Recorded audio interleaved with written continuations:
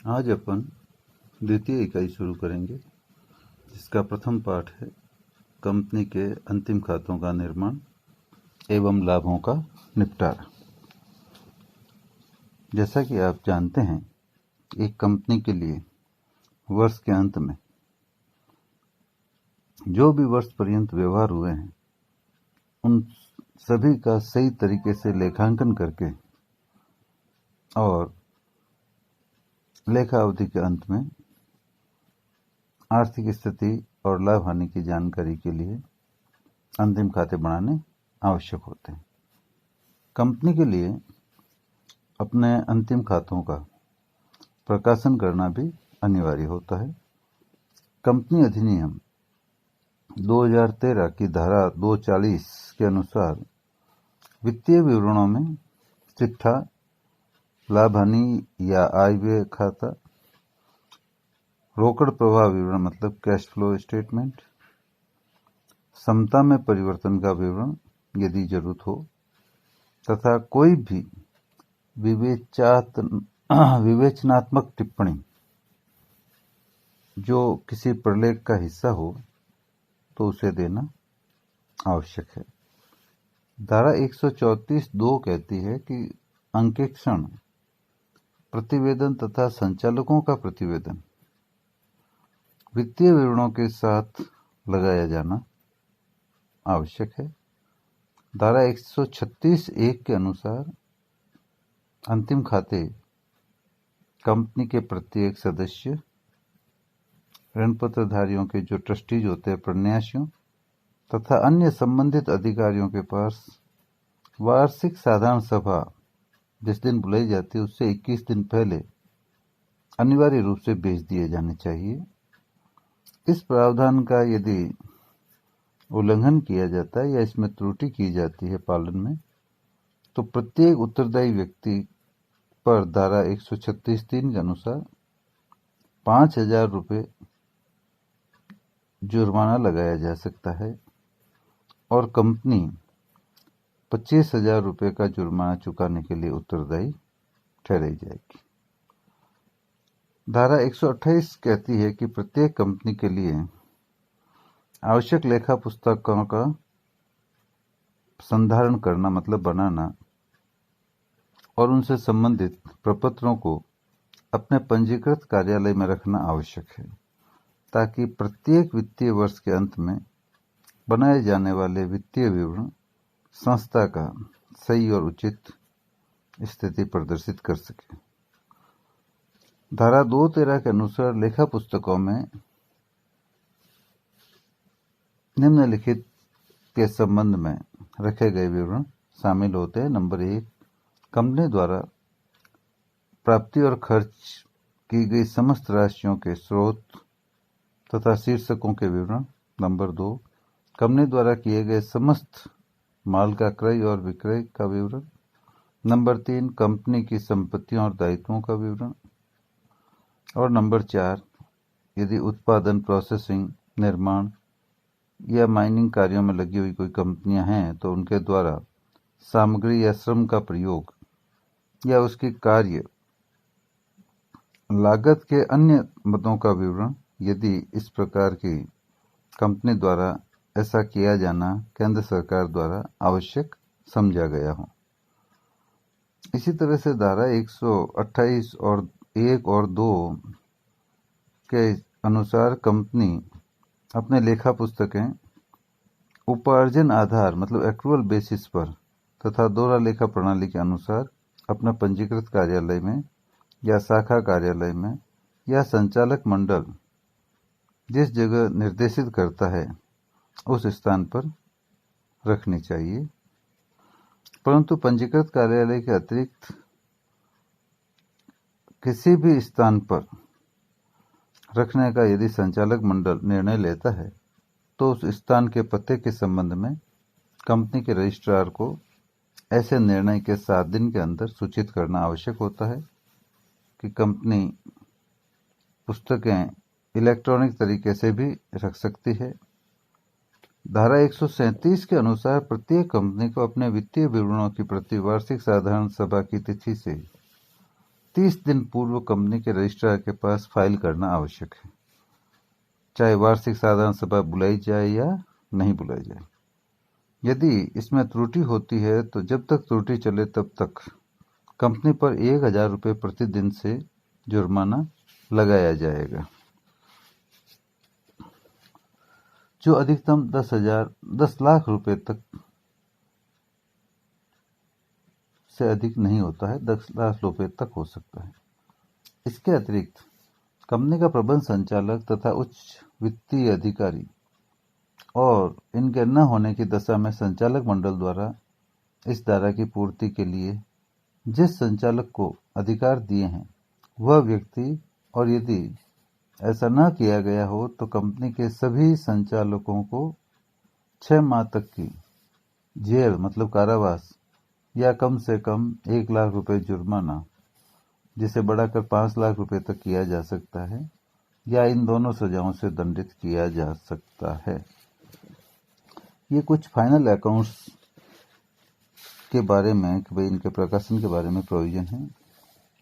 यदि कंपनी की भारत में या भारत के बाहर शाखाएं हैं तो उनके व्यवहारों के लेखे वहां रखे जाएंगे तथा उनका सारांशित विवरण प्रत्येक त्रैमासिक अवधि में बनाकर उचित अवधि में भेजना होगा। संशोधित कंपनी अधिनियम की धारा 128(1) में यह प्रावधान किया गया कि बहियां व्यवहारों के उपार्जन आधार पर द्विप्रविष्टि प्रणाली डबल अकाउंटिंग सिस्टम के अनुसार रखी जाए तथा इनसे कंपनी की स्थिति का सही और उचित विवरण ज्ञात हो या उसका सही तरीके से चित्रण हो। धारा 128(5) के अनुसार कंपनी को अपने चालू वर्ष से ठीक पूर्व के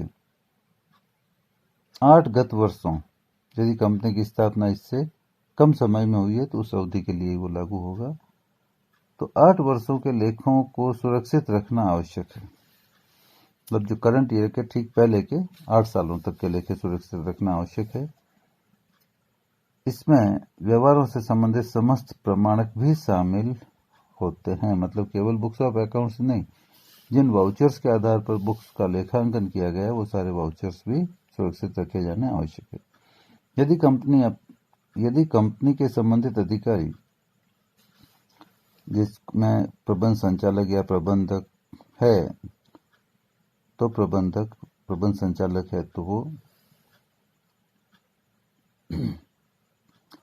या सभी अधिकारी या कंपनी के अन्य कर्मचारी, परंतु प्रबंध संचालक या प्रबंधक न होने की दशा में कंपनी का प्रत्येक अधिकारी इन प्रावधानों का पालन करने में भूल करता है तो इन्हें 1 वर्ष का कारावास या कम से कम 50,000 रुपये तक के जुर्माने से दंडित किया जा सकता है, जो अधिकतम 5 लाख रुपये तक हो सकता है, या दोनों ही सजाओं से उन्हें दंडित किया जा सकता है।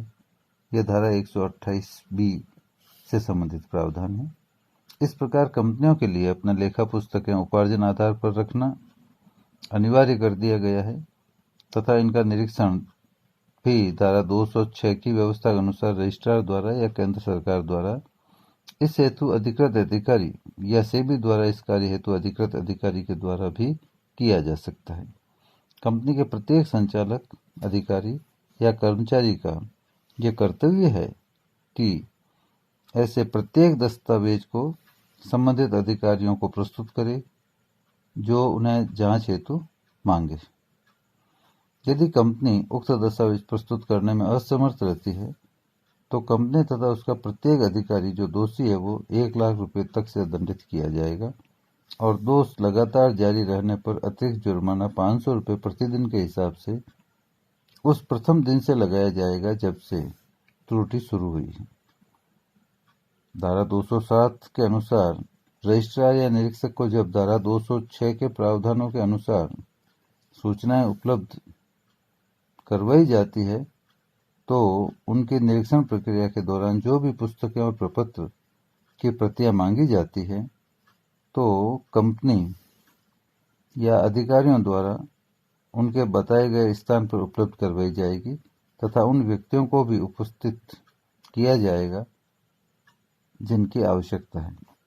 यदि कंपनी का कोई संचालक या अधिकारी रजिस्ट्रार या निरीक्षक के आदेश की अवहेलना करता है तो धारा 207(4) के प्रावधानों के अनुसार संचालक या अधिकारी इस धारा के प्रावधानों का पालन करने में त्रुटि करने के कारण कम से कम 25,000 रुपये के जुर्माने से दंडित किए जाएंगे, जिसे बढ़ाकर 1 लाख रुपये तक किया जा सकता है तथा अधिकतम 1 वर्ष के कारावास की सजा से भी दंडित किया जा सकता है। इसके बाद धारा 240 के अंतर्गत वार्षिक लेखों में जिन जिन को शामिल किया गया है उनकी सूची आपको बताई जाएगी कि धारा 129(2) की व्यवस्था के अनुसार बुलाई गई प्रत्येक साधारण सभा में कंपनी का वित्तीय वर्ष से संबंधित चिट्ठा और लाभ हानि खाता प्रस्तुत करना आवश्यक है। सेकंड में है, लाभ के लिए व्यापार न करने वाली कंपनियां लाभ हानि खाते के स्थान पर आय व्यय खाता प्रस्तुत कर सकती है। नंबर 3, वित्तीय वर्ष का रोकड़ प्रवाह विवरण। यदि एक व्यक्ति कंपनी है, छोटी कंपनी है या डोरमेट कंपनी है तो उनको छोड़ दिया जाता है। चौथा है, यदि आवश्यक हो तो समता में परिवर्तन का विवरण भी प्रस्तुत करना आवश्यक है। और लास्ट में अन्य व्याख्यात्मक विवरण यदि जरूरी हो तो एक्सप्लेनेटरी नोट भी प्रस्तुत करना होता है। ये सब वार्षिक लेखों का पार्ट है। धारा 246 के अनुसार प्रत्येक कंपनी के लिए वित्तीय वर्ष से आशय प्रत्येक वर्ष की 31 मार्च को समाप्त होने वाली अवधि से है। यदि किसी कंपनी का समामेलन 1 जनवरी या उसके बाद हुआ है तो उसके लिए वित्तीय वर्ष 31 मार्च को समाप्त होगा, अर्थात यह वित्तीय वर्ष 12 महीने से अधिक का भी हो सकता है, जो अधिकतम 15 माह तक का हो सकता है। इस धारा के प्रावधानों का यदि कोई जानबूझकर उल्लंघन करे तो दोषी व्यक्ति 1 वर्ष तक के कारावास तथा कम से कम 50,000 रुपये के जुर्माने, जो कि अधिकतम बढ़ाकर 5 लाख रुपये तक किया जा सकता है, या दोनों दंडों से दंडित किया जा सकेगा। धारा 129 के स्पष्ट प्रावधान है कि कंपनी का प्रत्येक चिट्ठा अनुसूची 3 के भाग 1 में बनाए प्रारूप के अनुरूप और लाभ हानि खाता उक्त अनुसूची के भाग 2 में वर्णित प्रारूप के अनुरूप ही बनाया जाना चाहिए। केंद्र सरकार की अनुमति से इनमें परिवर्तन किया जा सकता है। यह आवश्यक है कि चिट्ठे द्वारा उस तिथि पर कंपनी की वित्तीय स्थिति की तथा लाभ हानि खाते द्वारा संबंधित वित्तीय वर्ष के लाभ हानि के संबंध में सही और उचित जानकारी दी जानी चाहिए। अंतिम खाते बनाते समय अनुसूची 3 की अपेक्षाओं, अन्य वैधानिक अपेक्षाओं, ICAI द्वारा विभिन्न लेखांकन संबंधी विषयों पर निर्गमित किए गए लेखा मानकों, जिन्हें कि केंद्र सरकार द्वारा अधिसूचित किया गया है, तथा ICAI मतलब institute of chartered accountant of India द्वारा निर्गमित कथन एवं मार्गदर्शक टिप्पणियों को ध्यान में रखना आवश्यक है, जो कि लेखांकन व्यवहार, मूल्यांकन तथा अभिव्यक्ति के बारे में जानकारी प्राप्त करने के लिए ICAI ने सुझाए हैं। धारा 129 के प्रावधानों के अनुसार अंतिम लेखे कंपनी का सही और उचित चित्र प्रस्तुत करे तथा धारा 133 के अनुसार यह आवश्यक है कि लेखा मानकों की अनुपालना की जाए। धारा 129(1) के अनुसार कंपनी के प्रत्येक लाभ हानि खाते और चिट्ठे में लेखा मानकों की अनुपालना होनी चाहिए। धारा 129(5) के अनुसार जो कंपनी ऐसा नहीं करती उसे अपने लाभ हानि खाते और चिट्ठे में यह डिस्क्लोज या अभिव्यक्ति करनी होगी कि लेखा मानकों से कितना विचलन, कितना डेविएशन होगा। इन विचलनों के कारण भी बताने होंगे कि क्या क्या कारण हैं तथा इन विचलनों का वित्तीय प्रभाव क्या होगा, इसके बारे में भी जानकारी देनी होती है। धारा 133 के प्रावधानों के अनुसार लेखा मानकों का आशय उन लेखा संबंधी मानकों से जिन्हें ICAI ने चार्टर्ड अकाउंटेंट अधिनियम 1949 के अंतर्गत उनकी सिफारिश की है। यदि कंपनी धारा 129 के प्रावधानों का उल्लंघन करती है तो प्रबंध संचालक, पूर्णकालिक संचालक, वित्तीय मामलों का अधिकारी जो भी है तथा उच्च वित्तीय अधिकारी, चीफ फाइनेंस ऑफिसर या अन्य ऐसा व्यक्ति जिसे संचालक मंडल ने इस धारा संबंधी वांछित औपचारिकताएं पूरी करने का दायित्व दिया है और इनकी अनुपलब्धता की स्थिति में सभी संचालक कम से कम 50,000 रुपये जुर्माने, जिसे बढ़ाकर 5 लाख तक किया जा सकता है, और 1 वर्ष के कारावास या दोनों ही सजाओं से दंडित किए जाएंगे। ये तो एक प्रावधान हो गए कि जो कंपनियों के अंतिम खाते हैं उनके बारे में यदि सूचनाएं टाइम पे नहीं दी जाए तो कंपनी अधिनियम की विभिन्न धाराओं में क्या क्या प्रावधान किए गए हैं। अब है संशोधित अनुसूची 3 रिवाइज शेड्यूल 3। धारा 129(a) के अनुसार प्रत्येक कंपनी को अपने वित्तीय विवरण अनुसूची 3 के अनुसार कुछ अनुदेशों का पालन करते हुए, उनको ध्यान में रखते हुए बनाने चाहिए। तो पहला अनुदेश है,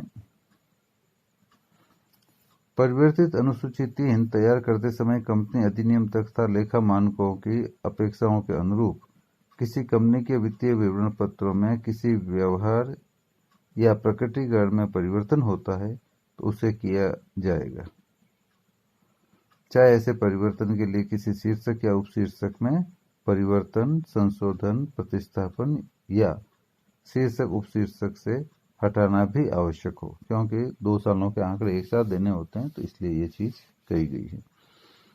दूसरा है, कंपनी अधिनियम 2013 द्वारा लेखा मानकों के अनुसार जो प्रकटीकरण आवश्यक होता है, संशोधित अनुसूची 3 के भाग 1 तथा 2 में वर्णित प्रकटीकरण उनके अतिरिक्त होगा, न कि उनके प्रतिस्थापन में।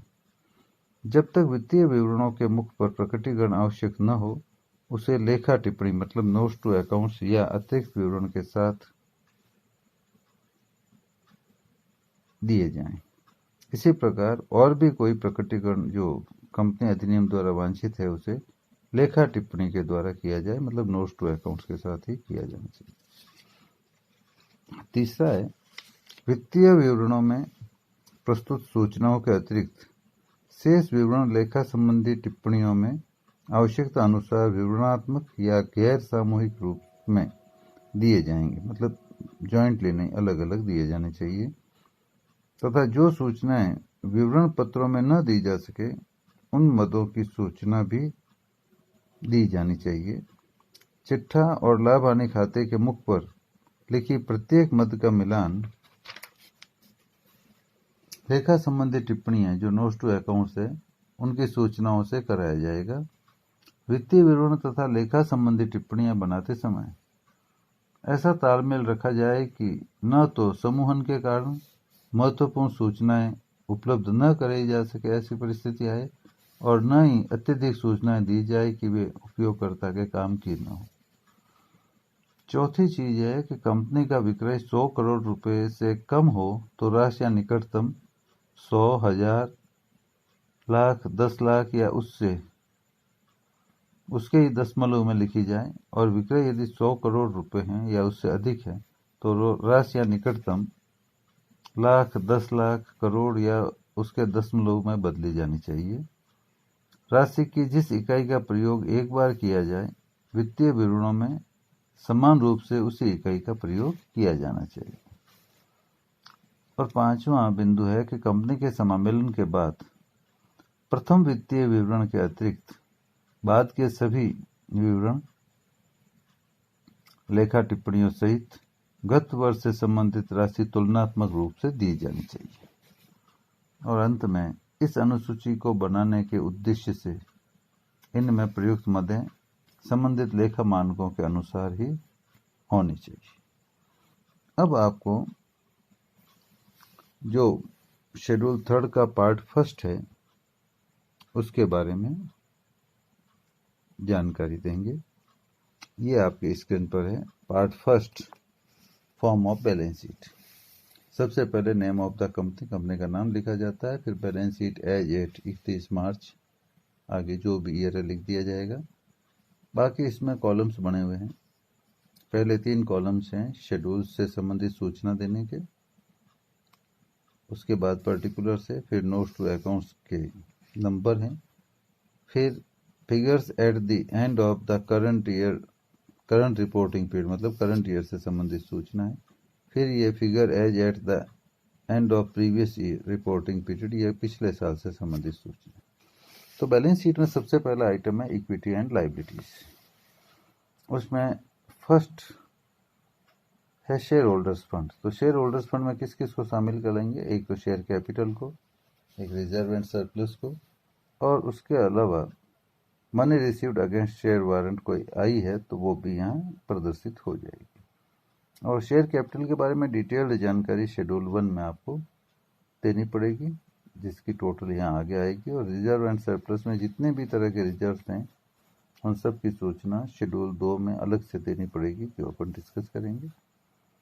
मतलब ये नोट्स टू अकाउंट्स टाइप सूचना है। उसके अलावा इसी हेड में शेयर एप्लीकेशन मनी पेंडिंग है, जिन शेयर्स को भी अलॉट करना पेंडिंग है वो कुछ पड़ी है तो उसको भी यहाँ अलग से दिखा दिया जाएगा। उसके बाद आती है non current liabilities. Non current liabilities के 4 हिस्से किए गए हैं। लॉन्ग टर्म बोरोइंग है, उनकी डिटेल्स शेड्यूल 3 में देके टोटल यहाँ ले ली जाएगी। डेफर्ड टैक्स लायबिलिटी है कोई तो उसका वर्किंग नोट देके वो भी यहाँ ले लिया जाएगा। अदर लॉन्ग टर्म लायबिलिटीज है तो उसकी डिटेल शेड्यूल 4 में देके टोटल यहाँ ली जाएगी। और लॉन्ग टर्म कोई प्रोविजंस हैं तो 5 नंबर शेड्यूल में डिटेल देके उनकी टोटल यहाँ ली जाएगी। उसके बाद चौथा आइटम है करंट लायबिलिटीज। करंट लायबिलिटीज में शॉर्ट टर्म कोई बोरोइंग है तो शेड्यूल 6 में उसकी डिटेल देते हुए टोटल यहाँ ले ली जाएगी। ट्रेड पेएबल्स की लिस्ट बनी हुई होती है, उनकी टोटल यहाँ ले ली जाएगी। अदर करंट लायबिलिटीज है वो शेड्यूल 7 में उसकी डिटेल दी जाएगी और यहाँ टोटल ले ली जाएगी।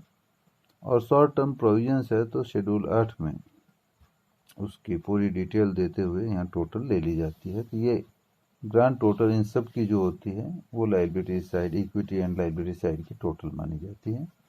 उसके बाद इसका सेकंड पार्ट आता है एसेट्स का। एसेट्स में सबसे पहली एसेट्स है नॉन करंट एसेट्स, जिसको फर्दर क्लासिफाई किया जाता है फिक्स एसेट्स में। जो भी फिक्स एसेट्स है उनके 4 क्लासिफिकेशन है। टेंजिबल एसेट्स जिसको अपन देख सकते हैं, इनटेंजिबल जिसको देखा नहीं जा सकता है, उनकी शेड्यूल बनेगी। टेंजिबल की 9 नंबर, इनटेंजिबल की 10। उनकी सारी डिटेल वहीं होगी उस शेड्यूल में और यहाँ फाइनल फिगर आएगा। फिर कैपिटल वर्क इन प्रोग्रेस कोई अपूर्ण कार्य है तो वो यहाँ आ जाएगा। इनटेंजिबल एसेट्स अंडर डेवलपमेंट है कोई तो वो भी यहाँ आ जाएगी। उसके बाद नॉन करंट एसेट्स में ए पार्ट आया फिक्स एसेट्स का, जिसके ये इतने क्लासिफिकेशन हो गए 4। बी पार्ट में आएगा नॉन करंट इन्वेस्टमेंट, अर्थात जो लॉन्ग टर्म इन्वेस्टमेंट है उनका पूरा डिटेल शेड्यूल 11 में होगा और यहाँ फाइनल फिगर आ जाएगा। उसके बाद जैसे डेफर्ड टैक्स लायबिलिटीज का है तो लायबिलिटीज में आ गया नॉन करंट लायबिलिटीज में, और डेबिट बैलेंस का है एसेट्स का तो यहाँ आ जाएगा। देन डी में आएगा long term loans and advances, annexure जो होगा कोई तो वो साथ में लग जाएगा, उसका फाइनल फिगर यहाँ आ जाएगा। और अदर करंट एसेट्स की भी डिटेल्ड शेड्यूल में देके यहाँ लिख दी जाएगी फाइनल फिगर को। दूसरा आइटम इसमें आएगा करंट एसेट्स, जिसमें करंट इन्वेस्टमेंट। करंट का मतलब है जो 1 साल के अंदर इनका निपटारा होना हो, तो जितने भी इन्वेस्टमेंट्स हैं उनकी लिस्ट की टोटल यहाँ आ जाएगी। इन्वेंट्री जो है उसके बारे में डिटेल जानकारी शेड्यूल 12 में देनी होगी और यहाँ फाइनल फिगर आ जाएगा। ट्रेड रिसीवेबल्स जो देनदार हैं, बीआर हैं, ये सारी डिटेल 13 नंबर शेड्यूल में आएगी और यहाँ फाइनल फिगर आ जाएगा। कैश एंड कैश इक्विवेलेंट यहाँ आ जाएगा, इसका वर्किंग नोट्स टू अकाउंट्स में हो जाएगा, क्योंकि जिसके नंबर दिए नहीं दिए हैं वो नोट्स टू अकाउंट्स में कवर हो जाते हैं। Short term loan and advances है वो यहाँ आ जाएंगे और अदर करंट एसेट्स आ जाएगी, टोटल दोनों साइड की हो जाएगी। तो ये बैलेंस शीट का आपके प्रारूप है। और इनमें जैसा कि आपने प्रथम वर्ष में पढ़ा है बैलेंस शीट का पूरा खाता, वैसे यहाँ मैं थोड़ा डिटेल में बता देता हूँ कि शेयर कैपिटल में अपन क्या क्या कवर करते हैं। प्रत्येक प्रकार की जो अंश पूंजी है उसके लिए, चाहे वो पूर्वाधिकारी अंश है, अलग अलग तरह के समता अंश है, उन्हें पृथक पृथक मानते हुए अंश पूंजी हर एक की अलग डिटेल दी जाती है, जिसमें अधिकृत अंशों की मतलब ऑथराइज शेयर्स और राशि लिखी जाती है, उनमें से जितने निर्गमित हैं, प्रार्थित है, पूर्ण चुकता अंशों की संख्या है, प्रार्थित है परंतु पूर्ण चुकता नहीं है, उनके अंशों की संख्या है, प्रति अंश अंकित मूल्य है उसके बारे में, ये सारी जानकारी इनको देनी होती है। इसी तरह से संचय और आधिक्य है, तो उसमें जितने भी संचय है, जैसे पूंजीगत संचय है, पूंजी शोधन संचय है, प्रतिभूति प्रब्याजी है, ऋण पत्र शोधन संचय है, रिवैल्यूएशन रिजर्व पुनर्मूल्यांकन संचय है, या और कोई रिजर्व्स हैं, इवन बकाया अंश विकल्प खाता है, ये सब रिजर्व एंड सरप्लस में दिखाए जाते हैं। कोई विनियोगों के लिए संचय बनाया हुआ है तो वो भी इसी में आ जाता है। आधिक्य अर्थात लाभ हानि खाते विवरण, लाभ हानि का जो विवरण है, खाता आजकल नहीं कहते हैं, statement of profit and loss कहते हैं, तो लाभ हानि विवरण का शेष जिसमें आवंटनों और नियोजनों को प्रकट किया गया है, लाभांश या अधिलाभांश है वो सब, तो उसका बैलेंस यहाँ आ जाता है। दीर्घकालीन जो लॉन्ग टर्म बोरोइंग्स है, उसमें दीर्घकालीन उधार को अपन क्लासिफाई करते हैं, अनुबंध पत्र या ऋण पत्र है, बैंक या अन्य पक्ष के सावधि ऋण है, दायित्वों का स्थगित कोई भुगतान है, जमाएं हैं, संबंधित पक्षों से ऋण और अग्रिम है, वित्त पट्टा संबंधी अनुबंधों के दीर्घकालीन परिपक्वताएं हैं, इनको अपन शामिल करेंगे। इसी तरह से अन्य दीर्घकालीन दायित्वों में व्यापारिक देयताएं या अन्य है वो शामिल हो जाते हैं। दीर्घकालीन प्रावधानों में कर्मचारियों के लाभ या हित के प्रावधान हैं या अन्य प्रकृति के प्रावधान हैं तो वो शामिल कर लेते हैं। शॉर्ट टर्म बोरोइंग जो है, उनमें अल्पकालीन उधार जिसमें मांग पर वापस चुकाने योग्य कोई ऋण है बैंक का, उसको शामिल करेंगे। संबंधित पक्षकारों से कोई ऋण या अग्रिम लिया या जमाएं ली है तो उनको शामिल कर लेते हैं। अन्य चालू दायित्वों में दीर्घकालीन ऋण की वर्तमान परिपक्वताएं कोई है, वित्त पट्टा संबंधी कोई अनुबंधों के वर्तमान परिपक्वताएं हैं, उधार पर उपार्जित परंतु ड्यू नहीं हुआ है ऐसा कोई ब्याज है, उधार पर उपार्जित परंतु देय हो गया वो ब्याज है, अग्रिम प्राप्त आय है, न चुकाया गया लाभांश है, न चुकाई गई परिपक्वताएं जमाएं आदि है या उन पर ब्याज है, न चुकाए गए परिपक्व ऋण पत्र है या उन पर उपार्जित ब्याज है, इनको इसमें शामिल करते हैं। इसी तरह अल्पकालीन प्रावधान जो लाइब्रेरी साइड में अपन ने देखे, उनमें अपन कर्मचारियों के लाभ के लिए या अन्य प्रकृति के कोई भी प्रावधान है तो इसमें शामिल कर लेंगे। इसी तरह से एसेट साइड में जो टेंजिबल एसेट्स है, उनमें अपन भूमि है, भवन है, संयंत्र है, उपकरण है, फर्नीचर फिक्सचर है, वाहन है, कार्यालय उपकरण है, या और भी कोई इसी प्रकार की एसेट है तो उनको अपन शामिल करते हैं। इसी तरह से इंटेंजिबल एसेट्स में ख्याति है, ट्रेडमार्क है, कंप्यूटर सॉफ्टवेयर है, या जो कॉपीराइट वगैरह के कोई राइट्स हैं, या माइनिंग राइट्स हैं, या डिजाइन्स है, ढांचे हैं, नमूना है, या लाइसेंस वगैरह है, उनको इसमें शामिल किया जाता है इंटेंजिबल एसेट्स में। इसी तरह से गैर चालू जो विनियोग है, उनमें अपन कोई प्रॉपर्टी में विनियोग है, या इक्विटी शेयर्स में कोई विनियोग है, प्रेफरेंस शेयर्स में विनियोग है, गवर्नमेंट या ट्रस्ट के कोई सिक्योरिटीज है उनमें विनियोग है, ऋण पत्रों या अनुबंधों में विनियोग है, या म्यूचुअल फंड्स में या साझेदारी फर्मों में विनियोग है, उनको शामिल करते हैं। और दीर्घकालीन ऋण और अग्रिम में अपन पूंजीगत अग्रिम है या सिक्योरिटी डिपॉजिट है, इनको अपन शामिल करते हैं। इनमें भी गुड जो उत्तम माने गए हैं, सिक्योर्ड उनको अलग उत्तम माने गए हैं, मतलब और असुरक्षित है उनको अलग और संदिग्ध को अलग शो कर देते हैं। अन्य गैर चालू संपत्तियां हैं, उनमें अपन दीर्घकालीन व्यापारिक प्राप्य हैं या जो भी दीर्घकालीन व्यापारिक प्राप्य है उनको भी उत्तम जो माने गए उनको सुरक्षित और असुरक्षित दो में बांटते हैं और तीसरा संदिग्ध में बांट देते हैं। चालू विनियोगों में भी विनियोग तो जो अभी मैंने डिस्कस किए वही होंगे, पर ये 1 साल के अंदर इनका डिस्पोजल होता है। जो 1 साल से अधिक के होते हैं तो उनको अपन लॉन्ग टर्म में ले लेते हैं कि यदि कंपनी ने 1 साल के अधिक अवधि के लिए उन्हें रखा है अपने पास। तो इसी तरह से रहतिया है, उसमें कच्चा माल, अर्ध निर्मित माल, तैयार माल या पुर्जे वगैरह, फुटकर औजार, उनको अपन शामिल, मार्गस्थ माल आदि को शामिल कर लेते हैं। ट्रेड रिसीवेबल्स वगैरह तो आप जानते ही हो। रोकड़ और रोकड़ के समतुल्य में बैंक बैलेंस को लेते हैं। हाथ में कोई चेक या ड्राफ्ट है उनको लेते हैं, हाथ में रोकड़ है वो आ जाती है। इसी तरह से अल्पकालीन ऋण अग्रिम है, तो अल्पकालीन ऋण और अग्रिमों को अपन संबंधित पक्षकारों के ऋण और अग्रिम और अन्य प्रकृति के ऋण और अग्रिम 2 भागों में बांट लेते हैं और इन्हें भी वापस उत्तम जो कि सुरक्षित है और उत्तम जो कि असुरक्षित है, मतलब उत्तम मानते हैं उनमें सुरक्षित कौन से हैं और असुरक्षित कौन से हैं और संदिग्ध कौन से हैं, 3 भागों में बांट देते हैं।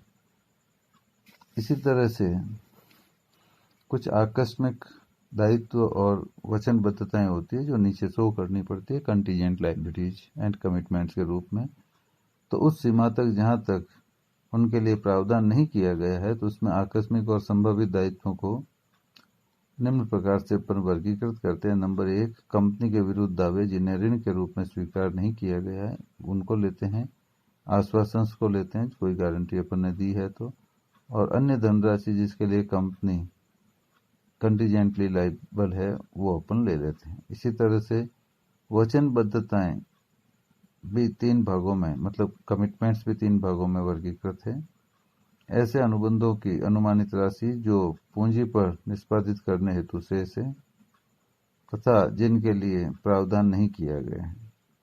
इसी तरह से दूसरा है पार्टली पेड शेयर्स या अन्य इन्वेस्टमेंट्स है या उनकी कॉल कोई अयाचित है, अनकॉल्ड है दायित्व, तो उसको शामिल इसमें करते हैं वचनबद्धताएं। और अन्य वचनबद्धताएं कोई नेचर वाइज दी हुई हो तो उसको अपन इसमें शामिल कर लेंगे। तो इस प्रकार ये बैलेंस शीट से संबंधित आपको सारी जानकारी दे दी। अब अपन एक बैलेंस शीट बनाते हैं। क्वेश्चन दिया हुआ है आपको स्क्रीन पर कि वो बैलेंस शीट आपको उठपटांग दी हुई है हॉरिजेंटल फॉर्म में और आपको उसको कंपनी के वर्टिकल प्रारूप में सही तरीके से बनाना है।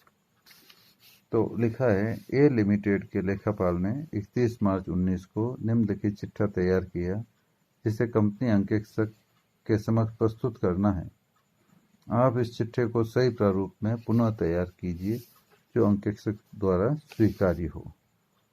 तो अब इसको अपन डिटेल में पढ़ते हैं।